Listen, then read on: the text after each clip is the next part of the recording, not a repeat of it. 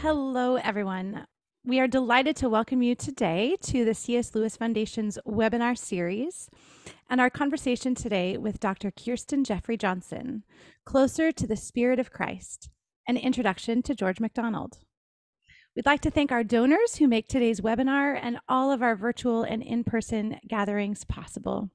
Thank you also to Matthew Clark and the Sweet Airs who wrote and performed Pilgrims on the Way, the song playing as you joined today. I'm Amber Saladin, the Arts and Ministry Director for the C.S. Lewis Foundation.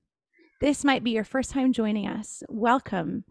You are very welcome here. Feel free to say hello in the chat and tell us from where in the world you're joining today. Allow me a moment to introduce you to the C.S. Lewis Foundation.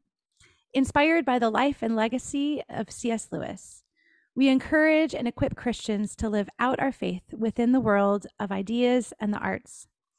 The goal is for our programs to produce spiritually equipped and culturally literate Christians who are transformative in whatever area they may be called to serve. We meet in person in multiple locations around the US and the UK, including Lewis's home in Oxford, The Kilns, which we own and operate. Our webinar series partners with our in-person events to provide community and engage lifelong learning year-round. If you'd like to go back and watch some of our previous material, you can access that on our YouTube channel, as well as some of our in-person lectures from previous conferences. Some of our recent webinar guests have included historian Mark Knoll, poet Christian Wyman, Inkling scholar Diana Glyer, and theologian and poet Malcolm Geit. Later, our president, Stephen Elmore, will tell us more about upcoming events. And now let me introduce to you Dr. Kirstin Jeffrey Johnson. Dr. Jeffrey Johnson, hello, there she is. She is a George MacDonald scholar based in the Ottawa Valley of Canada. She lectures internationally and publishes widely in books, journals, and online on topics related to George MacDonald, 19th century literature and faith, the Inklings, faith, arts and imagination, and ecology and community. She is featured in the documentary Fantasy Makers, Tolkien, Lewis, and MacDonald, and is a guest on numerous podcasts and YouTube videos. She is an alumna of Regent College and St. Andrew's Institute of Theology, Imagination, and the Arts. Kirstin directs Whinstone Farm Linlathen, a nonprofit that seeks to facilitate and cultivate community through theology, ecology, and the arts. Welcome, Kirstin. I know we're going to want to hear more about the farm and all that you have to share with us today. Thank you, Amber. It's a delight and an honor to be here. Thank you. Well, thank you, Amber, and thank you, Foundation, and thank you, everyone. It's a privilege and great fun to be here with you today. And it's especially good fun to be talking to a bunch of people who care about the thought of C.S. Lewis, talking to them, to you, about something that he wanted his friends and readers to do more of. And that is engage with the work of George MacDonald. As a MacDonald scholar, I've always been fascinated by how little attention Lewis scholarship gives to MacDonald's work, considering how significant Lewis claims for it to be for him personally, and given how much time he spent encouraging friends and readers to pick up MacDonald. In fact, I'd say I hear far more attempts to explain away C.S. Lewis's comments than to respect and attend to them. And so today I want first to share some of Lewis's own words. We're going to be hearing a lot from Lewis today. So it's not just me sitting here pointing out the innumerable Lewis passages that echo MacDonald's work, the images and metaphors that Lewis borrows, or MacDonald's insights that Lewis deftly represents, but rather I will give the voice back to Lewis and let him convince you. And then hopefully once you are convinced that if you want to get to know Lewis better, then diving into MacDonald actually does make a lot of sense, that it would indeed have greatly pleased Lewis. And I think that's important. It would please him to know that his readers were getting to know MacDonald better. Then I'm going to tell you a little bit more about the man himself and also just direct you to some places in which you can learn more about him. A lot of misconceptions about who MacDonald was abound. And although that's been changing pretty rapidly in the last let's say last couple decades for sure, last decade and a half in MacDonald's scholarship, many of those errors are still replicated elsewhere. And that's understandable because of lack of access to material. Lewis himself gives biographical errors when he talks about MacDonald. And so hopefully this will give you a little bit of a structured foundation to start diving deeper into better information on MacDonald, to understand him better. And I think in understanding him better, understand better how he shaped the Lewis that you love and why Lewis wants you to love MacDonald. So I'm going to try to further your acquaintance with this master, Lewis's word of C.S. Lewis. I'm guessing probably many of you are familiar with Lewis's discussion of how, as a teenager, reading MacDonald's book Phantastes, quote, baptized his imagination, and how it called him across a great frontier. But perhaps we've become a little overfamiliar with that quotation. And like many of the Lewis on MacDonald quotations, we don't even read them really well in context, which isn't a good practice ever, but it's easily done. And so I think the quotation that was used in the advertising for this webinar is a really good place to start. In making this collection, I was discharging a debt of justice. Now I can't see the whole. I've got faces over some of my words there, but I'll continue on. I've never concealed the fact that I regarded MacDonald as my master. Indeed, I fancy I have never written a book in which I did not quote from him. But it has not seemed to me that those who have received my books kindly take even now sufficient notice of the affiliation. Honesty drives me to emphasize it. So that's C.S. Lewis, kind of sounding almost a little bit frustrated that his readers are actually not listening to him when he says, please go read MacDonald. These are where so many of my ideas come from. So Lewis is right about his kind of obsession with MacDonald. Right from the day he wrote that first letter about Phantastes to his best friend Arthur Greaves, telling him that he must go read Phantastes too, he never, for the rest of his life, his entire life, he never stops encouraging others to meet this literary mentor of his. Right up to the very last year of his life, when he tells Christian Century magazine that at the very top of the list of books that most shape his vocational attitude and his philosophy of life, above Virgil, Boethius, even Chesterton, is MacDonald's Phantastes. Not only does Lewis keep recommending it, but he also keeps rereading this book throughout his whole life. It's not like he reads it once and goes, yes, this is really important. He returns to it again and again and again. He speaks of rereading it almost as, his words, a devotional book throughout his young adulthood and then into his later years. When recovering from the physical, mental, and emotional trauma of the war, Lewis reads Phantastes. And he recommends it to others in convalescence. He talks about how it taught him of holiness long before he had a name for that essence. And he recommends it to those struggling with understanding the concept of truth. He writes in another letter, isn't Phantastes good? It did a lot for me years before I became a Christian, when I had no idea what was behind it. This has always made it easier for me to understand how the better elements in mythology can be a real preparatio evangelica for people who do not yet know whither they are being led. I'll touch back on that later. I think that's a really important quotation to understand some of how MacDonald shaped Lewis, the scholar, the theologian, but also the academic scholar, the literary scholar. In writing to another friend about important teachers of faith, Lewis references people like Augustine, Athanasius, and Hooker. In this letter, he's talking about how important Augustine is, Athanasius is, Hooker is. And then he proceeds in the letter to explain that for himself, it is actually to George MacDonald that he owes his own greatest debt, above Augustine, Athanasius, Hooker. So let's step back to that quotation in which Lewis calls George MacDonald his master. Lewis only ever compiled one anthology of quotations. That in itself is rather significant. There are a lot of writers who influenced Lewis, as we know, and a lot of whom he thinks really highly.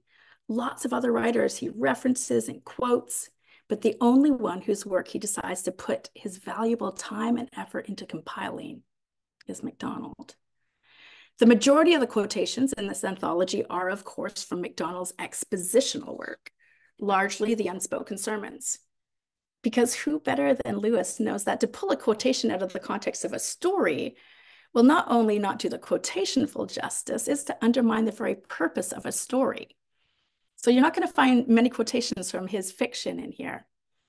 To help you understand that, perhaps if I said Aslan is not a tamed lion, that phrase, for example, will always mean more to readers of Narnia than to those who have not lived within the tale. So putting a quotation like that into a collection of an anthology isn't going to pull people into understanding what Lewis was doing. Ditto for MacDonald. Lewis's anthology is not a replacement for reading MacDonald's fiction. Some people have used it as that. That is not what Lewis intends. Rather, it's an introduction to how MacDonald thinks about God and faith, an effort to entice readers into MacDonald's writings, expository and fiction. Lewis does seem to have been more drawn into MacDonald's fantastic works than his more realistic fiction. Yet Lewis's letters do indicate that he certainly had favorites amongst the more realistic fiction as well. And it seems that What's Mine's Mine may have been his favorite of that genre. I think it's a particularly prescient text for the 21st century, actually. And we should definitely remember that Lewis wasn't static in his appreciation or response to literature either. He grows in his depth of appreciation of MacDonald, which might be hard to even conceive of because he starts so strong. But there are some texts that he's not so keen on, and then he comes back and rereads them, and he actually shifts his opinion on them, and is increasingly struck by their depth. So when Owen Barfield talks him into rereading Diary of an Old Soul, which is MacDonald's book-length spiritual poem, there's a stanza for every day of the year, Lewis writes, "The Diary of an Old Soul is magnificent. You place the moment of giving it to me admirably. I remember with horror the absurdity of my last criticism on it, with shame the vulgarity of the form in which I excused it." That was in 1929 that he wrote that. Lewis began reading each stanza of Diary of an Old Soul, as I said, allocated for each day of the year, before bed each night, again, like a devotional. And that was a practice he continued after his conversion. He was doing it before he became a Christian. He continued after he became a Christian. And he pulled Warnie into that practice as well, his brother. 4 years after Lewis's death, Warnie notes in a letter that he's still doing this daily reading of Diary of an Old Soul. And in fact, guess what was C.S. Lewis's first Christmas present to his wife, to be his future wife, Joy? It was a MacDonald autographed copy of Diary of an Old Soul. This is a really important text for Lewis. But let's go back to the anthology and the introduction in which he calls MacDonald his master. The quotation continues with commentary upon MacDonald's unspoken sermons. And he says, "My own debt to this book, to unspoken sermons," MacDonald's collection of sermons here, "is almost as great as one man can owe to another. And nearly all serious inquirers to whom I have introduced it, unspoken sermons, acknowledge that it has given them great help, sometimes indispensable help, towards the very acceptance of the Christian faith."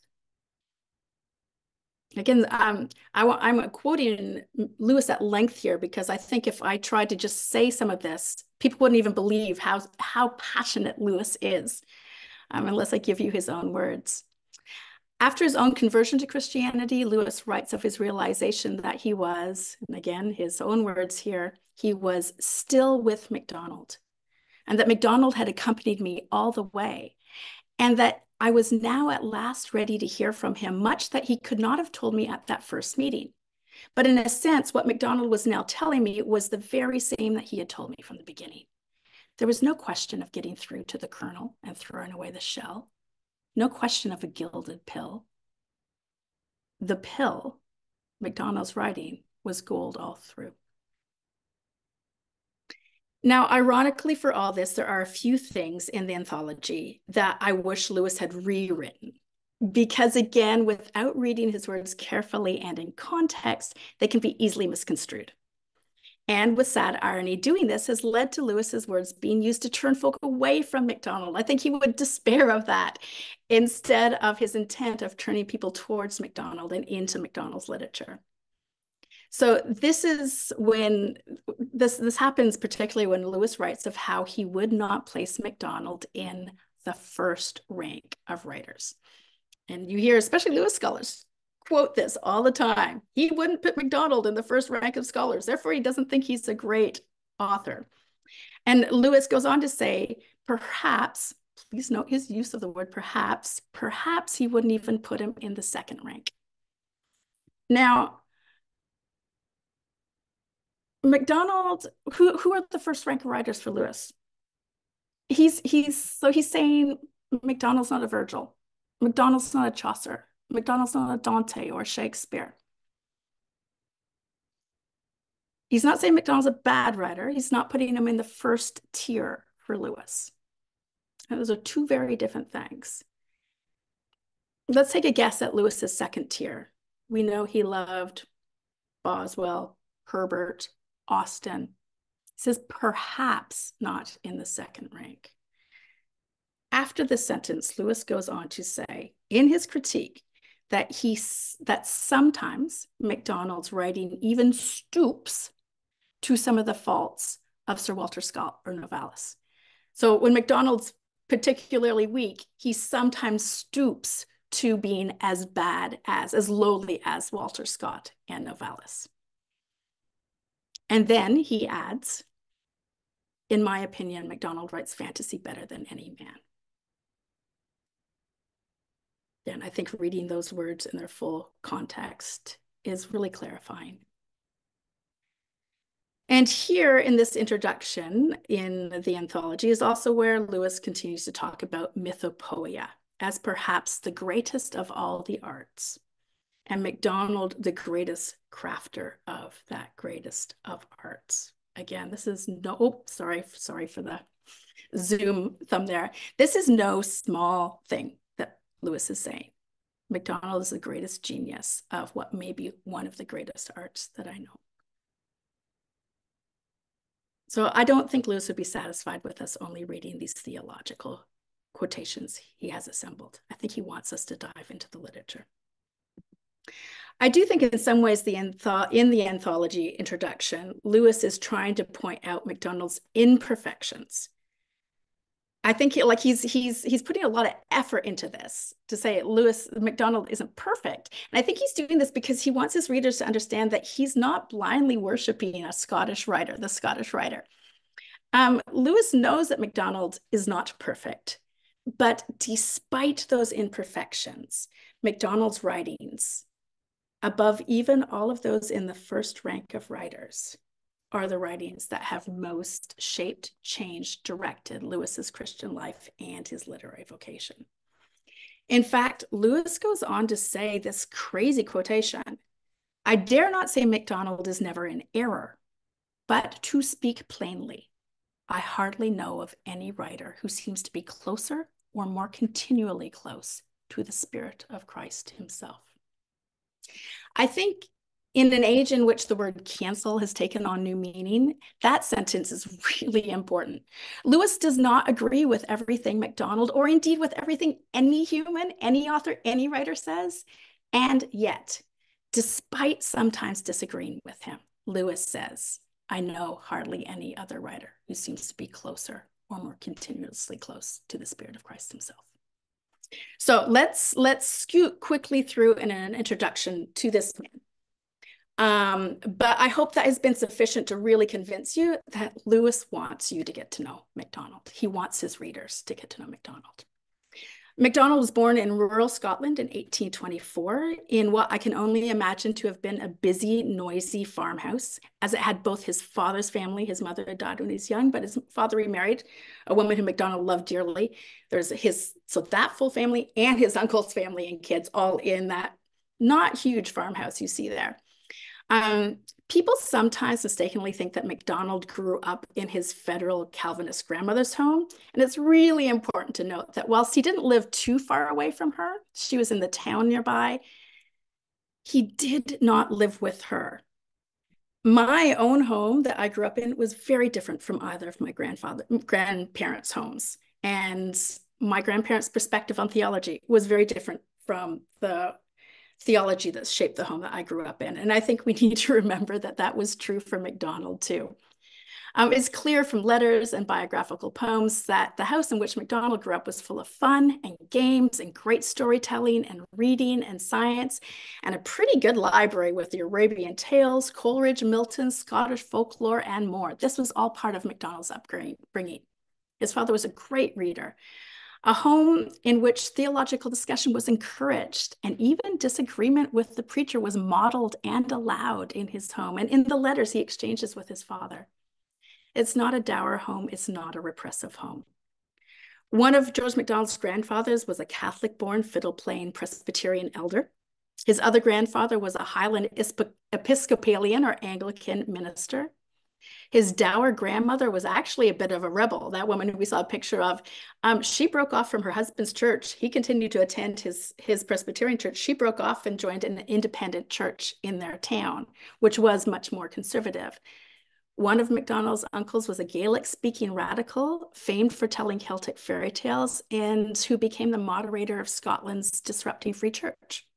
Another uncle was a Shakespeare scholar. So merely using the term Calvinist for MacDonald's theological background is too simplistic. It's not really helpful, I don't think. And it's been misleading for many people, whether they're using the word pejoratively or not pejoratively. It's too big of a term and just not helpful. So I want to push people on that. Scottish public education, that's the town of Huntley in the background where his grandmother lived. Scottish public education was actually leagues ahead of England at the time. Really interesting study. And MacDonald had a good foundation in the classics, etc., as had his parents. In fact, the youth from the church that MacDonald grew up in the youth group produced all sorts of scholars, missionaries, pastors that ended up in different denominations and disciplines. And when they grew older, the town would invite them back to give public lectures. So the town that he grew up in, the church and the town would invite them back, these youth group kids, to give talks on topics as varied as Tennyson and Confucius. So again, doesn't really fit that little box that often we hear about. So whilst there was unquestionably a repressive conservative Calvinism active in the community and active in Scotland, that was there, no question about that. And sort of a Calvinism that MacDonald at one point actually identifies as an American Calvinism that had tainted Scotland, is his phrase. It was not the only expression of Christian faith that he knew in his youth, and especially not the dominant one in his home, in the home in which he was raised. MacDonald attended Aberdeen University, taking prizes in chemistry and natural philosophy. His initial intent to further study medicine, chemistry, or mathematics, those were his topics, was deterred by lack of finances. So he eventually finds himself down in London, 3 years of tutoring in London, after which he attends seminary and becomes a congregational pastor in the English town of Arundel. His less dogmatic views displeased some of the congregants, mostly the wealthy ones in the congregation, resulting in a lowered salary. And after 28 months, he resigns. And it should be noted, having fared a lot better than his two predecessors, who were both fired. And I think, again, oh dear, this will, I wish I could see your face when all these Zoom things go off. I'll try to keep the fireworks at a minimum. MacDonald moved to Manchester with his wife Louisa and growing family to be closer to his mentor A.J. Scott, a theologian, a social reformer, and the first ever full-time English literature professor.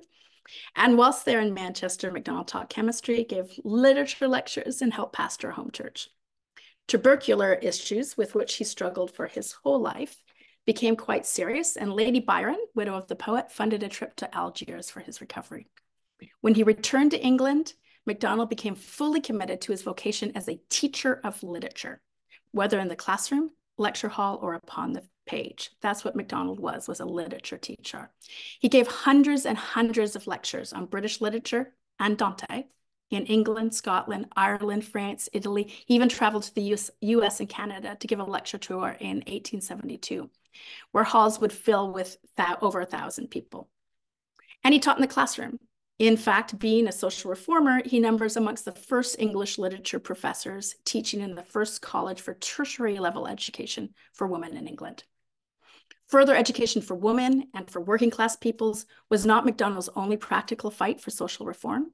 He was a great advocate for many suffragists, for the first female doctors, politicians, and activists such as Josephine Butler, Octavia Hill, Lilias Trotter. He challenged politicians he did challenge politicians, but he challenged contemporary attitudes around sensitive topics like suicide, depression, partner abuse, and single parenthood. He pushed right into those areas. He was radical in his challenges with how society relates with and cares for those with physical and intellectual challenges. He became an important voice for housing and land issues. He was a patron to the arts, and he was a confidant and advisor to those in the trenches. He also became an Anglican. And in the midst of all this, he wrote short stories, fairy tales, poetry, hymns, essays, novels, anthologies. He did translations from Italian and German. He even produced a folio of Hamlet. Over 50 works of literature. Always, in every one of them, he is somehow pointing his readers towards a loving, redemptive God. And always, in every one of them, he is responding to and interweaving the literature, the scripture, the stories that have shaped him. And here I think we come back to MacDonald's vocational impact on Lewis. Lewis found in MacDonald something that John Ruskin had commented on years before when he wrote, "Of all the literary men I know," this is John Ruskin speaking, "of all the literary men I know, I think you most love literature itself. If I had a son, I would rather he took his lessons in literary taste under you than under any person I know, for you would make him more than a scholar. You would make him a living and thoughtful reader." And this, I think, is part of what MacDonald did for Lewis, made him a living and thoughtful reader. MacDonald relentlessly calls and draws his readers into their inheritance of story, into our inheritance of story. He shows both how the gospel had been explored through writers and thinkers as diverse as Ambrose, Chaucer, Dante, Milton, Herbert, and Coleridge, and how it has been anticipated, preparatatio evangelica, by myths and poems and tales that came before. He considers carefully the literary convergences and conversations over time, and sometimes subtly, sometimes not subtly at all, weaves into these his writings. Sometimes in allusion, sometimes in framework, often in direct quotations. Think of Voyage of the Dawn Treader. When in a single section Ulysses is named, in Voyage of the Dawn Treader, we get Ulysses mentioned, Coleridge clearly imitated, Plato referred, all in one scene. This is, of course, the literary tradition, the long conversation of which most Christian literature took part back then. And it is something that MacDonald modeled for Lewis, and something in which he clearly took much delight. This is the mythopoeic writing of which Lewis names MacDonald the greatest master. Intentional conversation with and immersion in the great transformative stories, the stories of our inheritance, so that one's own stories have the potential of inviting readers into transformation themselves. Phrases such as sons of Adam, recognize that one, or the high countries, till they have faces.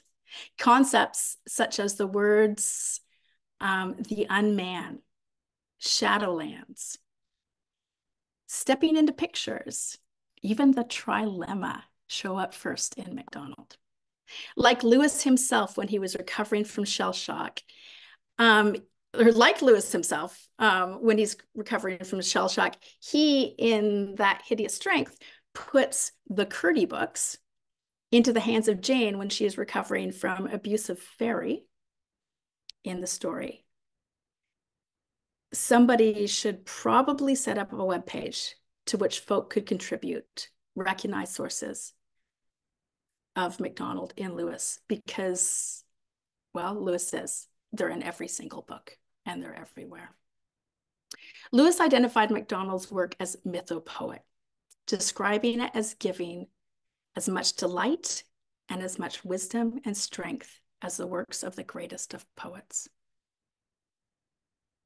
Again, strong words. It is in some ways more akin to music than poetry. It arouses in us sensations we have never had before, never anticipated having, as though we had broken out of our normal mode of consciousness and possessed joys not promised to our birth.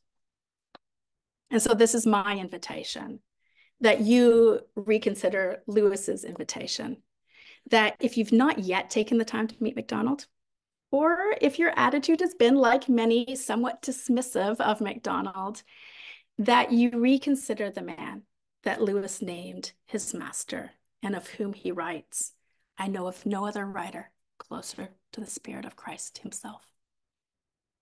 Thank you. Thank you so much for sharing all that.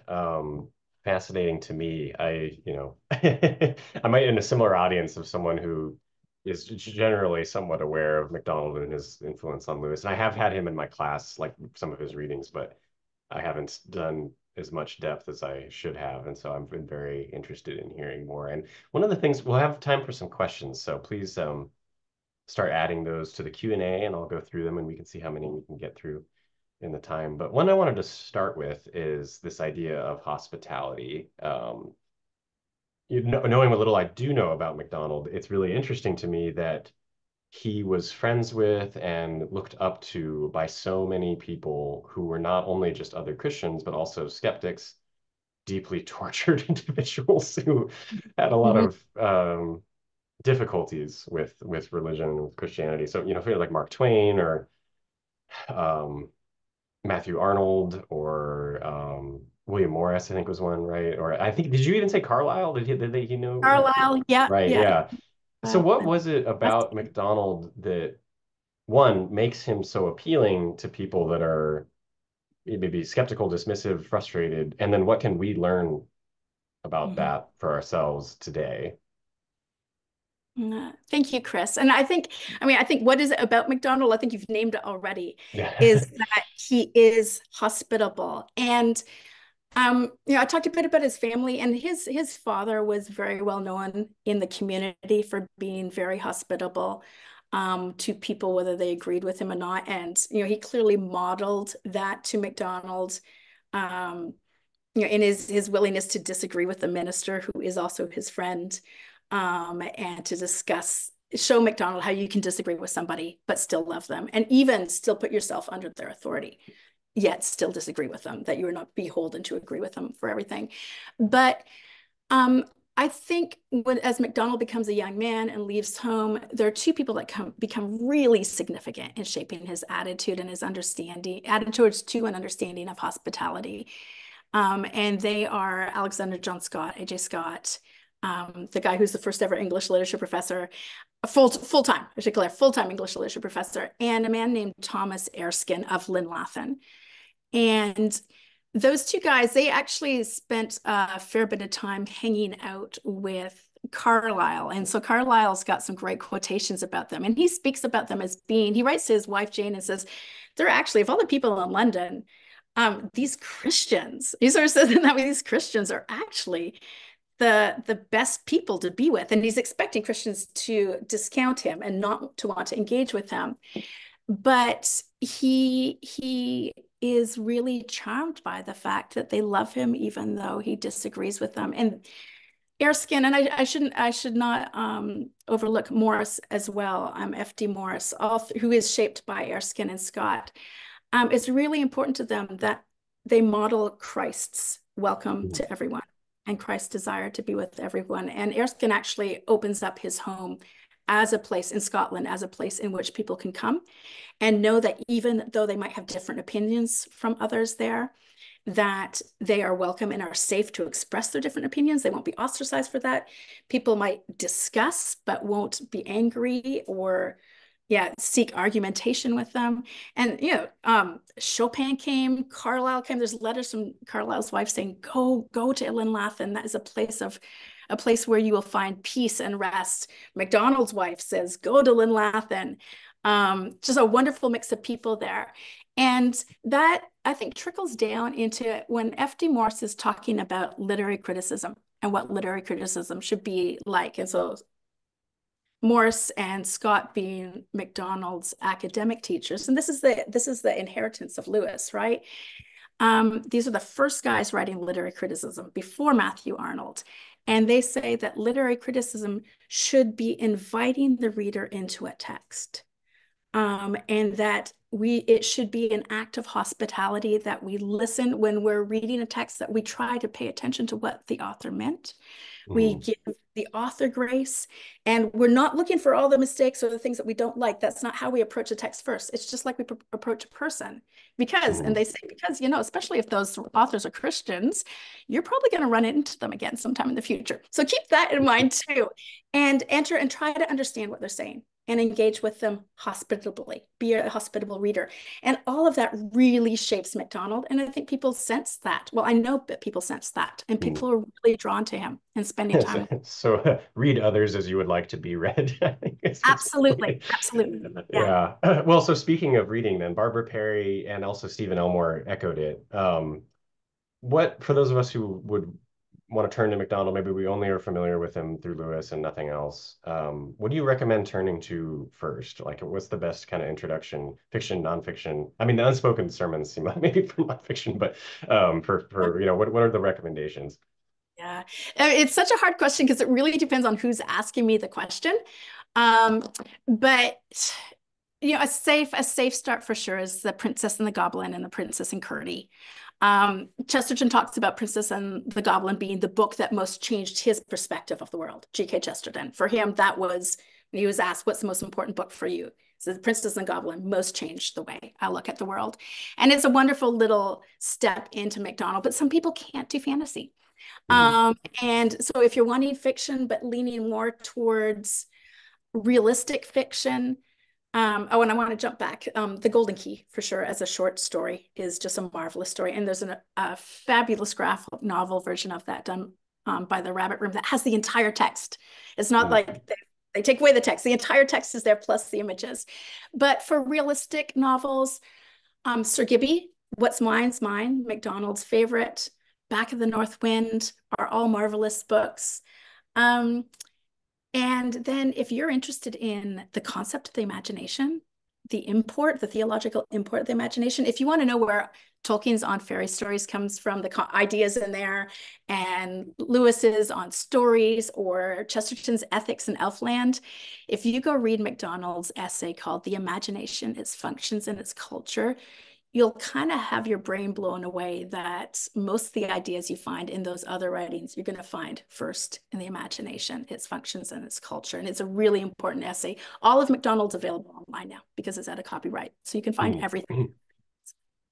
Okay, well, that's good for the accessibility. You could just get on Project Gutenberg probably and find like a ton of stuff on there pretty easily. Very good. So one question, I mean, I'm sure this is probably a pretty common question from Lewis fans, but Natalie Edgar, and this is something I'm interested to. Would you take a moment to address MacDonald's appearance in The Great Divorce? I'm sure this is a question you get a lot, but how do you feel about that as a MacDonald expert and the presentation of him and his arguments and just his general demeanor? I think my strongest response to that is most people, well, one, the number of people that I talk to who go, oh, that was George MacDonald. They don't even, they think he's just another pretend character in the story.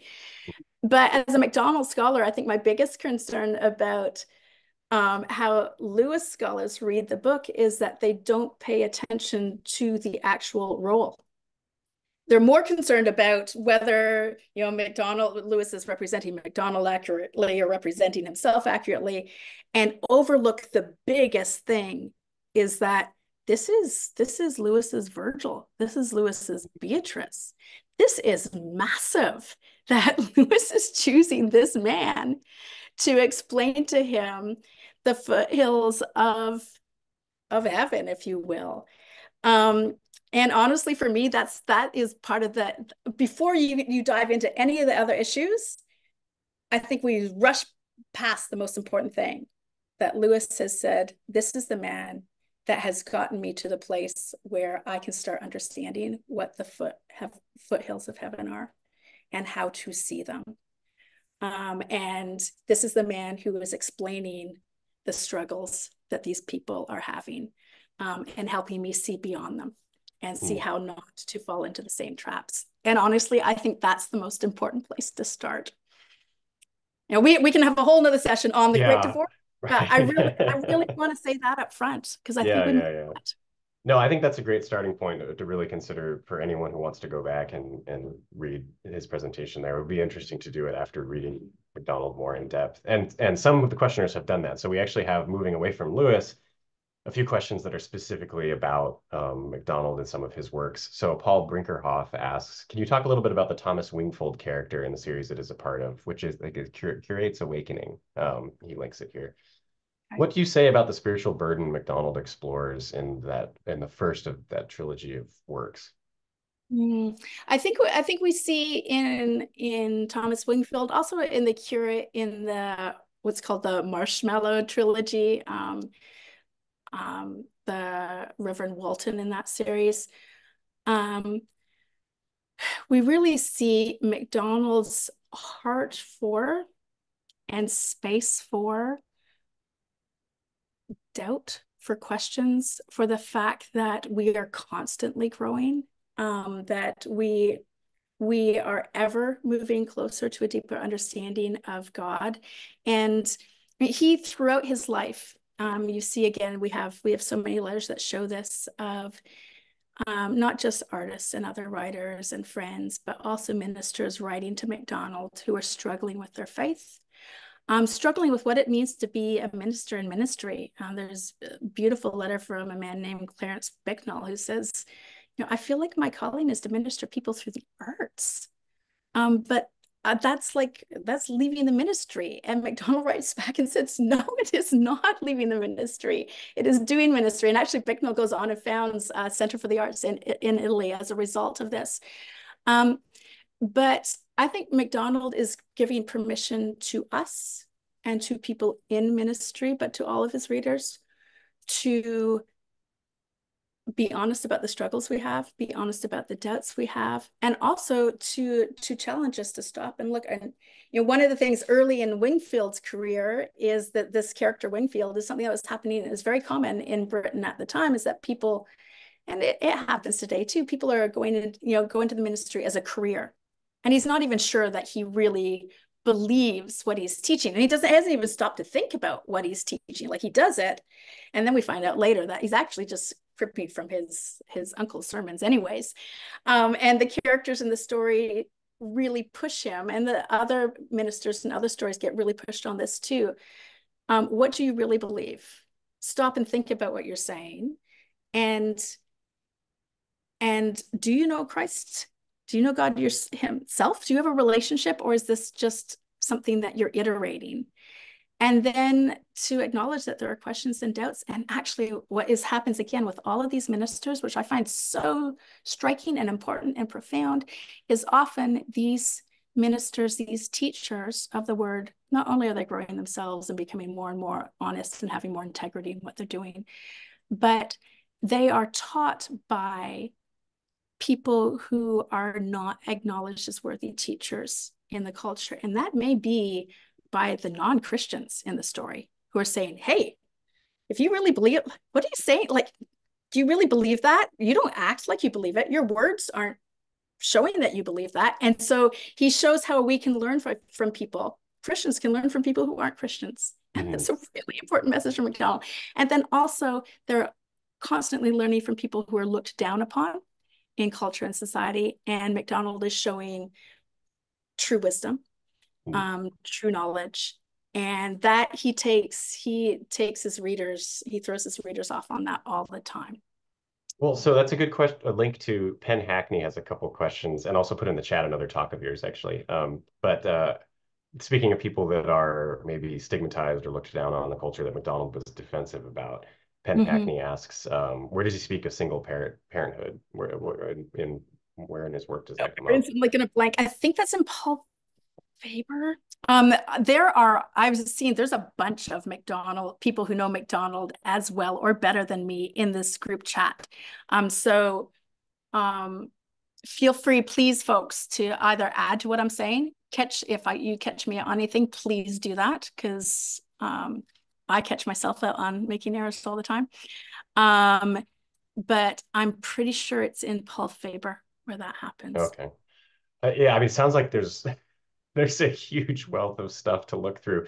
This is the second part of Penn Hackney's question, is how did works of fancy and imagination come to be? I understand there were 9 volumes, so it's like some sort of enormous production. Like, or how long were they published? Who's the editor? Did MacDonald do all the editing? Like, maybe some explanation of what this is.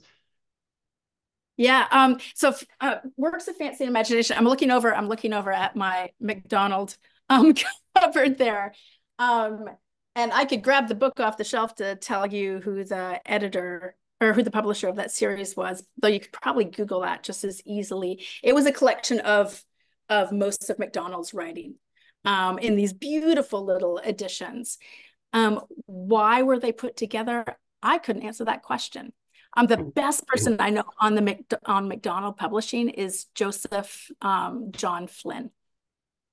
Who was one of the early publishers of Unspoken Sermons, actually, early publishers in the second half of the 20th century, brought them back into publication. And he knows MacDonald publication and MacDonald publication data inside out and backwards. There's a few others too. Dan Speak is very good on that, and Dan Hamilton is very good on that. So if any of you guys are over there in the chat room, please throw in that information if you can. Yeah, there's actually some contributions here, possible suggestions about single parents in the fiction, single mothers. Lizzie and Marquis of Lossy is one that Deborah Allen suggests. So to go back more to maybe the fantasy writing, Max Filer, who is often in our chat. So I mentioned him because he's visiting me right now, so he's actually on the other side of that window watching us. But Max asks, would MacDonald, so connecting to Lewis's fantasy writing, would MacDonald approve of bringing characters from other myths into new stories? So maybe kind of in the pastiche sort of way that Lewis did, where Santa is in Narnia, Merlin's in the Space Trilogy, or was he more in the kind of other view of things that fantasy stories really should be kind of a self-contained world that doesn't always bleed from one to the other? Yeah, as explicit as the Saint Nicholas scene, a Father Christmas scene, I'm not sure, but as far as bleeding into other stories, I would MacDonald. I think this is where MacDonald hugely shapes Lewis and other readers. Is he's so clear that the only way to write good fantasy, the only way to write good literature is from engaging with the stories that come before. Mm-hmm. Lord of the Rings wouldn't exist without Nordic or Celtic or even Greek mythology. Narnia wouldn't exist without, the Narnia that we know would not exist without Greek mythology. It would not exist without Coleridge. It would not exist without a myriad stories. And MacDonald's, that's one of the big things he teaches as a literary scholar and shows in his fantasy and his other fiction and his nonfiction writing, is it is impossible to craft good story. It's impossible to craft story, period, without drawing from that which comes before. We went through a period in the 20th century where we tried to pretend that we were completely unique and novel and writing something that wasn't influenced by the past. But I think anybody who thinks about that realizes that's impossible. It's a great recipe for cliche. Actually, you end up just producing the most unoriginal thing that's just been filtered through the culture. Absolutely. So that's MacDonald's calling us very, very directly into the exact opposite. He says, actually, the more intentional you are, about observing the stories that come before, getting to know the stories that come before, engaging with them, then actually the more creative you will be, because you are bringing yourself and all of your stories into these stories of others, and this long history of wise stories, of carefully crafted stories, and out of that will emerge new beautiful work. And so fantasy that doesn't draw upon other stories, he said, one, it's not possible, and the less aware you are of that, the worse your fantasy is going to be. But so that's why I get edgy when people say pastiche. We all know we can see pastiche, but often people will say, oh, that comes from Shakespeare, that comes from Coleridge, that's pastiche. No, there's a difference between just grabbing what somebody else has done and plunking it into your work or imitating, versus having a conversation with their images, their ideas, their stories. All right. Hi, Kirstin. Hi, Chris. Thank you so much, Kirstin, for joining us today. Really appreciate this. And I've always wanted to read more MacDonald. I've read Phantastes and the Curdy books, but not beyond. So this is very helpful. So everyone, I have a few announcements to make. First, I'd like to thank all of our partners and volunteers and sponsors today for making this webinar possible. Because of your generosity, we shine a spotlight on speakers who are living the legacy of C.S. Lewis in higher education, ministry, and the arts. Our goal is to equip, educate, and encourage Christians to be more potent salt and brighter light to the culture around them. If any of you would like to support these webinars going forward, please consider joining us by making a gift today at www.cslewis.org/give. We have a bunch of events coming up. Actually, this week I've been in meetings for 4 or 5 events. So much that's hard to keep all the details straight from each one. It's a joy. And but I'll go in order. Our next one is the C.S. Lewis Writers Conference, May 2nd through 4th. Thank you, Joshua.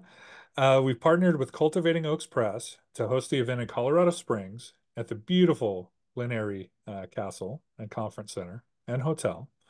The theme is Cultivating a Writer's Life. Speakers include Sally Clarkson, Jonathan Rogers, Lancia E. Smith, and Steve Lobby. And please visit cslewiswriters.com for more details. And if someone could put that in the chat, that would be great. We've also just added special rates for high school and college students because we'd like to encourage youth to attend as well. I'm also excited to announce our registration continues to be open for the C.S. Lewis Summer Seminars. That takes place this July. It's 2 weeks. Each week is a separate group of people, and it repeats the second week, if that makes sense. And that is July 20th through August 3rd. It's not the whole 2 weeks. There's two splits in that, 1 week for each.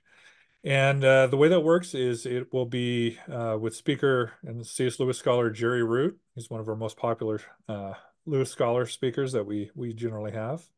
And the topic will be C.S. Lewis's big ideas. So he's going to kind of talk about some of the major themes in Lewis's work and delve through his various books and letters and life to talk about those themes.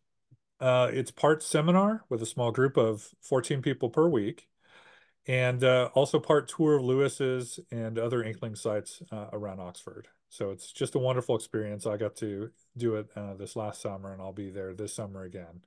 It's a just amazing time of fellowship and friendship and learning. So please register soon. It's limited to 14 per week. I think we're about 2/3 full at this point, but both weeks are available still. Also, we're planning future events. We're talking about Belfast in 2025 for a big C.S. Lewis Summer Institute. That's the big conference where we have about 300 people, give or take, and go for a week. Often it's been Oxford and Cambridge in the past. This will be a first ever time in Belfast, Northern Ireland. And we're so excited about that. We have about half of our speakers already confirmed. Kirstin is one of them. So she's the first I'm officially announcing since she's on this webinar. But we also have Malcolm Guite, Alistair McGrath, Kurt Thompson, trying to think of everyone else, and a few others that we'll be confirming. We'll be putting up a website probably by this summer. Kate Bowler as well has confirmed. Chris is reminding me of in the chat. and a few others. But we're very excited to go. We'll be starting out in City Hall. They're letting us use City Hall for our opening reception, the Titanic Museum for our closing reception, and the beautiful Queen's University that you see on your screen for the majority of the conference. And more information is coming soon, and we'll be posting things around or by this summer. So if you have any questions about that, always feel free to contact us though directly. All right, that's all I have, and other webinars will be coming up as well. But we're excited to go back to you guys for the rest of the webinar. Thank you. All right. So, yeah, any commentary on these interesting quotes that were offered right before the ads? Very quickly, possess joys not promised from our birth is a quotation from Isaac Walton, The Complete Angler, which is also a book that Lewis references not infrequently. And he's discussing the transportive qualities of fishing back in the 1650s. 1650s. And so I think there, and that goes with the question about the normal mode of consciousness, that I think Lewis or MacDonald is just saying, or Lewis is saying that we are being transported beyond what perhaps, beyond what I would say that we were born with, but beyond what we think is possible. I think broken out of our normal mode of consciousness, the awakening of wonder, perhaps is a great way of summing up both of those, that wonder is awoken in us. And Lewis talks elsewhere about how MacDonald's writing wakes us up to think things for ourselves. Sort of like Kant saying he was awoken from his dogmatic slumber by Hume, right? We have Lewis possibly referencing MacDonald that way. So to conclude here, we've got a couple questions about Isaiah and the influence of Isaiah on MacDonald, both from Gwendolyn Smith and Barbara Perry. And then I would like to ask one to conclude us after that. So those. But yeah, what about Isaiah? What role does he play in? They just wanted to know, can you talk more about the way Isaiah influences MacDonald's thinking? Yeah, Isaiah is really big in the Victorian era. It's referred to sometimes as the fifth gospel. That's how important. I think Handel's Messiah, and MacDonald's wife and daughters actually sang in the Handel's Messiah multiple times down at the Crystal Palace. And MacDonald loves Isaiah. He loves the passages about the suffering servant. And I don't even want to start mentioning what he quotes the most. Isaiah 60, apparently he had memorized and would repeat often. But when you start looking from Isaiah throughout MacDonald's texts, is constantly shaping his writing. What's Mine's Mine, that book that Lewis loves so much, also has expositions on passages of Isaiah in it. And I think for me, my beginning of discovering how key Isaiah was to MacDonald was when I started diving deep into The Princess and Curdie. And I'll pop back quickly to when I was 6 years old, sitting in church, and the pastor read, "And in the year King Uzziah died," and starts reading Isaiah 6. And the little 6-year-old me went, "Oh, that's from The Princess and Curdie." And I said The Princess and Goblin earlier, so The Princess and Curdie, that Isaiah is so important. And all of a sudden, it took me a few years to realize that scene with Curdie and the coals and the great-great-grandmother saying, "Here I am, come send me," and with her seraphim on her throne in the illustrations, that was from Isaiah rather than Isaiah from The Princess and Curdie. But then I started to realize that the whole book is shaped and framed by the book of Isaiah, and where some people write, MacDonald's clearly losing his faith at the end of the story because the mountains fall and crumble and wild deer and sheep graze and the river runs where the mountain once was, eroded by people's greed. But actually, when you read and discover that and everything else in the book of Isaiah, and read, "And the word of the Lord shall continue forever," you suddenly have a whole new perspective on what he's doing in that book. And I'll throw in for you Lewis people what Lewis is doing in that hideous strength, because Lewis sees what MacDonald is doing with Curdie and Isaiah, and he plays with that in that hideous strength in really profound ways. But MacDonald is partially doing this again he loves Isaiah, but also Isaiah is a text that a lot of people are losing faith in the Victorian era are looking at. Matthew Arnold is writing on the book of Isaiah, using it as his proof text for how the Bible is important, but not believing it is also important. And MacDonald is responding to that with the way he engages with the text. Well, that is really something interesting to keep in mind when we visit him. To conclude, I wanted to ask about connection with your own personal work and with MacDonald and with ecology. I feel like this would be a good takeaway here. About your own farm, about Linlothen, about MacDonald, who you referred to before. You said in our meeting before we were getting on this webinar that he was one of the first ecologists. And so I feel like this is a really important thing about him to think about, and maybe could be a good takeaway to kind of sum up what we've been talking about. So could we hear a little more about that, about your work and his in that regard? Yeah, oh, I mentioned before Thomas Erskine of Linlothen in Scotland, a place where MacDonald himself went and saw this modeling of a place where people could come together from different perspectives, political, theological, and enter into a space of dialogue and safety. Philoxenia, hospitality. Philoxenia means love of the stranger. It doesn't mean just feeding people. It means making space for people, safe space for people in your home, in your conversation, in your writing. And so that's something that we want to replicate in our nonprofit here and what we do at the farm, creating a hospitable space as MacDonald himself modeled, but also a place that is rooted in place, that it's just not a place for people from wherever to come here, but that it's rooted in the community. Be that the neighbors of all ages around here who've lived here for centuries, some of them, if we talk generationally, as well as in the land. And that's really important to MacDonald, to keep reminding us that God so loved the cosmos that he gave his only begotten son. And we tend not to remember that that's what is said, and that is what we're called to. And passages like all creation straining on tiptoe just to see all creation groaning. And that's something that, along with the work of the Christian environmental organization, Arasha, we seek to dive into deeper here. I often call What's Mine's Mine, which keeps on getting mentioned, Lewis's favorite realistic novel as the Arasha novel, MacDonald's Arasha novel, or MacDonald's environmentalist novel, where he is reminding people, like the Old Testament prophets do, that when we start to fail spiritually, when we don't attend to God's word, to the fact that God is a loving God who calls us to be in relationship with all of those around us, that not only do the widows and the orphans start to starve, but the land starts to suffer and the land starts to die, which then continues to impact even more the poor people. And he shows that happen in the text. And so MacDonald very early on is pushing into these concepts politically, socially, calling for justice, but also showing us how all that's tied into a God who's holistic. God isn't compartmentalized into science and arts, which is really big, important for MacDonald, or to politics, or to social action, or to theology. That to live well and to know our God who made all of these things is to figure out how to integrate all of these things into how we live. I think MacDonald models that beautifully in his writing, but also in his life and how he chose to live his life.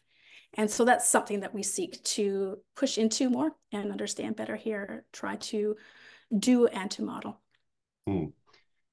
Well, that is certainly up our alley as well. These are the things that we've really been interested in, and it's been great to hear from you about MacDonald, to get more information about his life, about his background, about his influence on Lewis. It seems we have a lot of people in the chat that are very familiar with MacDonald, but a lot of us that aren't.